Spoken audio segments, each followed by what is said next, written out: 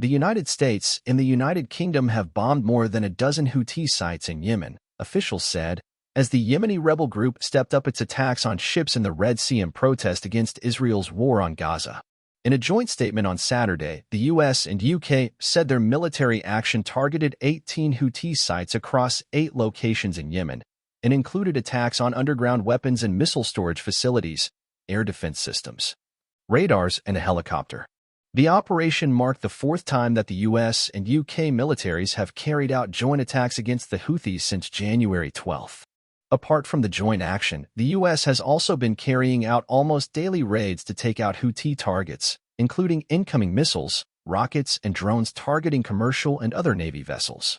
The raids, however, have so far failed to halt the Houthis' attacks, which have upset global trade and raised shipping rates. U.S. Defense Secretary Lloyd Austin said the latest wave of strikes were meant to further disrupt and degrade the capabilities of the Iranian-backed Houthi militia. We will continue to make clear to the Houthis that they will bear the consequences if they do not stop their illegal attacks, which harm Middle Eastern economies, cause environmental damage, and disrupt the delivery of humanitarian aid to Yemen and other countries, he added. The attacks were supported by Australia, Bahrain, Canada, Denmark, the Netherlands, and New Zealand. The Houthis responded with defiance. Yehia Sari, a spokesman for the group, pledged that the rebels would confront the American-British escalation with more qualitative military operations against all hostile targets in the Red and Arab Seas. The Houthis will persist in upholding their religious, moral, and humanitarian duties towards the Palestinian people, and their military operations will not stop unless the aggression stops and the siege on the Palestinian people in the Gaza Strip is lifted, he added. According to a tally by the Associated Press news agency, the Houthis have launched at least 57 attacks on commercial and military ships in the Red Sea and the Gulf of Aden since November 19, and the pace of attacks have picked up in recent days. A spokesman for the Houthis claimed an attack on MV Torm Thor, a U.S.-flagged, owned and operated chemical and oil tanker, on Saturday, saying the group targeted the vessel using a number of appropriate naval missiles. The U.S. Central Command confirmed the attack, saying its forces downed an anti-ship ballistic missile launched from Houthi-held areas in Yemen towards the Gulf of Aden, adding that the missile was likely targeting MV Torm Thor.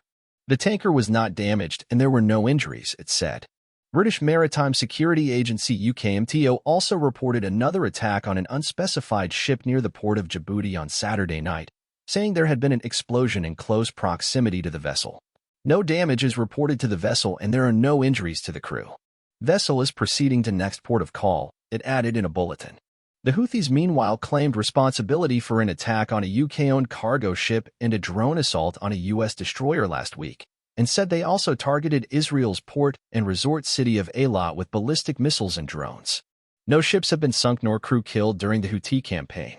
However, there are concerns about the fate of the UK-registered Rubimar cargo vessel, which was struck on February 18 and its crew evacuated.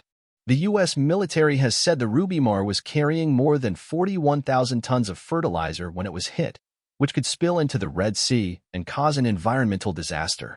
The turmoil from Israel's war on Gaza has also spilled over into other parts of the Middle East.